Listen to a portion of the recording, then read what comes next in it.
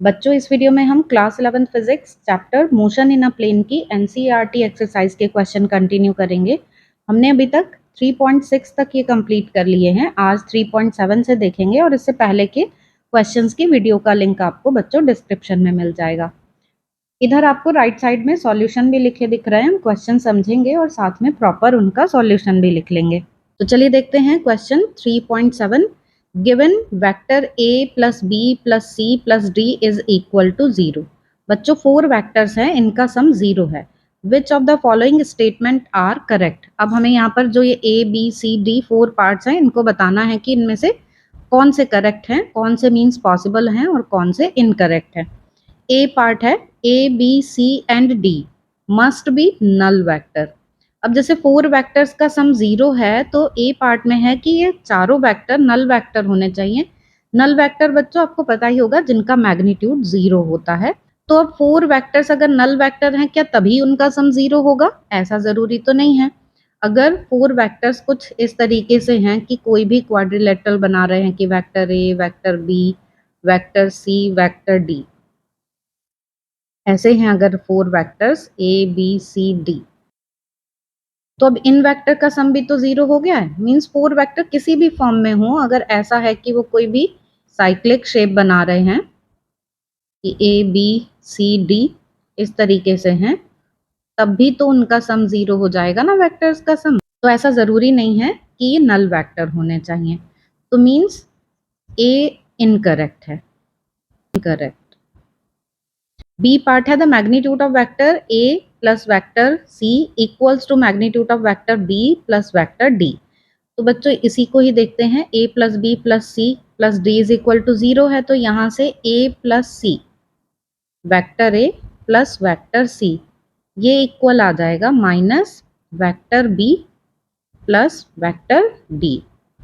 ठीक है, side change कर ली हमने, लेकिन यहाँ बात है मैग्नीट्यूड की, तो इनका मैग्नीट्यूड ले लेते हैं। तो मैग्नीट्यूड लेने से a प्लस सी का मैग्नीट्यूड इक्वल आ जाएगा b प्लस डी के मैग्नीट्यूड के। तो मैग्नीट्यूड से इक्वल आ गए हैं, मींस b करेक्ट है। अब देखते हैं c।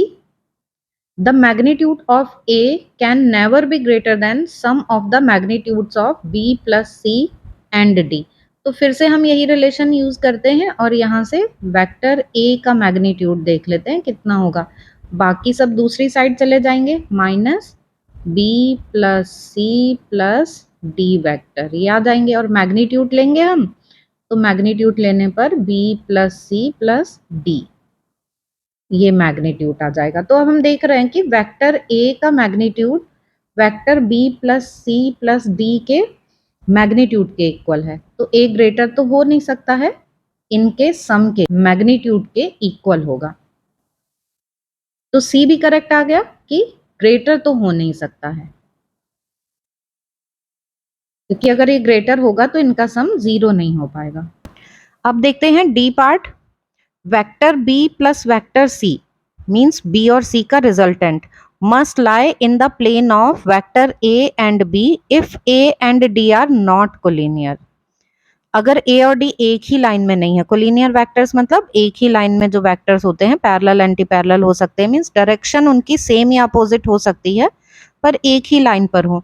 तो अगर a और d कोलिनियर नहीं है, मीन्स किसी प्लेन में है, तो उस प्लेन में ही b और c के रिजल्टेंट को होना चाहिए। ये वेक्टर b और c का जो रिजल्टेंट है वो a और d के प्लेन में ही लाई करे, तभी इनका sum a plus B plus C plus D ये 0 होगा। ठीक है, तो ये आपको समझ में आ गया कि a और d जिस प्लेन में होंगे b प्लस सी को भी उसी प्लेन में होना चाहिए, तभी इनका सम 0 होगा। अब आगे देखते हैं। And in the line of a and d if they are collinear. यहाँ तो था कि अगर ये कोलिनियर नहीं है, किसी प्लेन में है।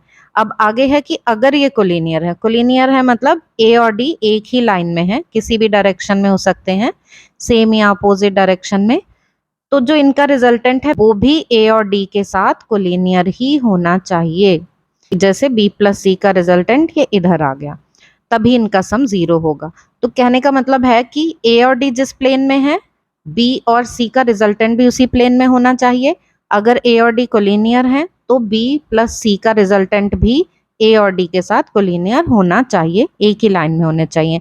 इसको हमने लिखा है तो थोड़ा और अच्छे से देख लेते हैं कि 4 वेक्टर्स का सम 0 होने के लिए अगर वेक्टर ए और वेक्टर डी ये किसी एक प्लेन में लाई कर रहे हैं तो बी और सी के रिजल्टेंट को भी उसी प्लेन में लाई करना चाहिए। Means vector A resultant of vector B and C and vector D ये एक ही प्लेन में लाई करेंगे, तभी इनका सम 0 होगा, चारों वेक्टर्स का सम। अगर ये कोलिनियर है, एक ही लाइन में है, तो फिर ए और डी जिस लाइन में है उसी लाइन में बी प्लस सी को होना होगा। Question number 8, 3 girls skating on a circular ice ground of radius 200 meter start from a point P on the edge of ground and reach a point Q diametrically opposite to the P, following different path as shown in figure. What is the magnitude of the displacement vector for each? For which girl is this equal to actual length of path skate? बच्चों यहाँ figure में हमको ये circular ice ground दिख रहा है, इसकी radius है 200 मीटर, मीन्स इसका डायमीटर हो गया 400 मीटर। यहाँ पर 3 पाथ भी दिख रहे हैं, ए बी और ये सी। आप देख सकते हैं कि ए बी सी सभी पी से स्टार्ट होकर क्यू तक पहुंच रहे हैं। तो अब इन तीनों के लिए बच्चों डिस्प्लेसमेंट का मैग्नीट्यूड तो सेम हो जाएगा, क्योंकि डिस्प्लेसमेंट क्या होता है, शॉर्टेस्ट डिस्टेंस या शॉर्टेस्ट पाथ लेंथ। तो ए और सी ये किसी भी तरीके से ऐसे जा रहे हो घूम घूम के कैसे भी, लेकिन इनके लिए डिस्प्लेसमेंट तो ये स्ट्रेट लाइन ही होगा ना, पी क्यू। तो मीन्स तीनों के लिए मैग्नीट्यूड ऑफ डिस्प्लेसमेंट इक्वल होगा 400 मीटर के, क्योंकि इसकी रेडियस हमें 200 मीटर दी हुई है। तो तीनों के लिए जो मैग्नीट्यूड ऑफ डिस्प्लेसमेंट है ये कितना होगा, 400 मीटर डायमीटर की value. For which girl is this equal to the actual length of path skate? अब 400 और किसके लिए है, बी के लिए, क्योंकि बी ऐसे ही डायमीटर के अलोंग ही चल के पी से क्यू तक पहुंचा है। तो बी के लिए जो पाथ लेंथ है वही मैग्नीट्यूड ऑफ डिस्प्लेसमेंट भी है। तो अब इसका आंसर भी लिख लेते हैं। रेडियस हमें 200 मीटर गिवन है, इसलिए डायमीटर ये पी क्यू की वैल्यू हो गई 400 मीटर। और तीनों गर्ल्स के लिए डिस्प्लेसमेंट पी क्यू ही रहेगा, क्योंकि डिस्प्लेसमेंट क्या होता है, शॉर्टेस्ट पाथ, और ये शॉर्टेस्ट पाथ पी क्यू है, इसलिए ये 400 मीटर रहेगा for all 3 girls. For girl B, B के लिए डिस्प्लेसमेंट एक्चुअल पाथ के इक्वल हो जाएगा, क्योंकि वो डायमीटर के अलोंग ही पी से क्यू तक पहुंची है। अब देखते हैं नेक्स्ट क्वेश्चन बच्चों। क्वेश्चन नंबर 9 देख लेते हैं हम। A cyclist start from the center O of a circular park of radius 1 kilometer, reaches the edge P of the park and then cycles along the circumference and return to the center along QO as shown in figure. If the round trip takes 10 minutes, what is the A part net displacement, B part average velocity and C part average speed of the cyclist? बच्चों यहाँ पर figure में हम देख सकते हैं एक cyclist ने मोशन स्टार्ट की ओ से चलना शुरू किया, ओ से वो गया पी पर, पी से सर्कमफ्रेंस के अलोंग वो गया क्यू पर, और क्यू से वापस ओ पर आ गया। ये उसकी जर्नी रही O to P, P to Q and Q to O. यहाँ हमें रेडियस दी हुई है सर्कुलर पार्क की 1 किलोमीटर और इस जर्नी में टाइम लगता है 10 मिनट्स का। अब हमें बताना है ए पार्ट में नेट डिस्प्लेसमेंट। तो बच्चों हम देख रहे हैं कि उसकी मोशन ओ से स्टार्ट हुई और एंड भी ओ पर ही हुई है, तो इनिशियल और फाइनल पोजीशन के बीच में 0 डिफरेंस है, कोई डिफरेंस ही नहीं है, इसलिए डिस्प्लेसमेंट कितना हो जाएगा, 0। एवरेज वेलोसिटी, वेलोसिटी का फॉर्मूला डिस्प्लेसमेंट अपॉन टाइम। अब जब डिस्प्लेसमेंट 0 है तो वेलोसिटी भी 0 हो जाएगी। एवरेज स्पीड कैलकुलेट कर लेते हैं। यहाँ पर बच्चों टाइम दिया हुआ है यहाँ 10 मिनट, तो 10/60 आवर और ये हो जाएगा 1/6 आवर। अब हम यहाँ पे एवरेज स्पीड निकाल लेते हैं। एवरेज स्पीड का फॉर्मूला आपको पता ही होगा, total distance upon total time. इसका प्रॉपर सॉल्यूशन आपको इधर लिखा हुआ दिख जाएगा बच्चों राइट साइड में। पहले हम यहाँ पर इसको समझ लेते हैं।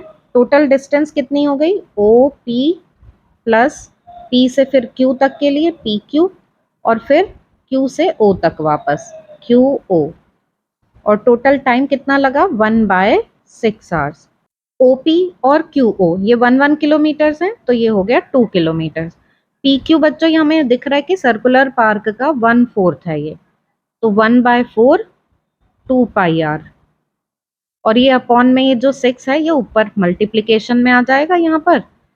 अब यहाँ हम देख सकते हैं 2 से ये कट गया, 2 आ गया, r की वैल्यू है 1, तो ये π/2 आ गया, तो 2 प्लस π/2 और इसमें मल्टीप्लाई होनी है 6 की।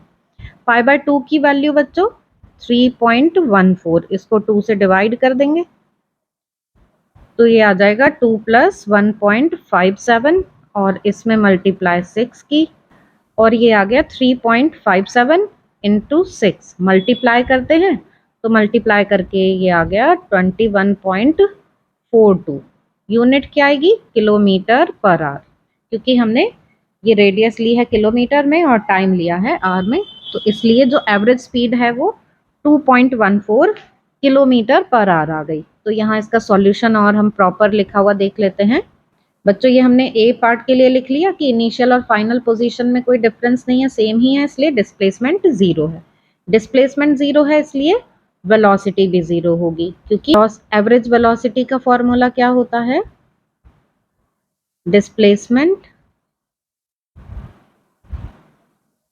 Upon time.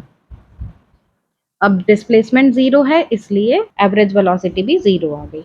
अब एवरेज स्पीड ये हमने समझ ही लिए कि कैसे कैसे हमने फाइंड किए, तो वही सब यहाँ पर लिख दिया, प्रॉपर आंसर आ गया 21.42 किलोमीटर पर आवर।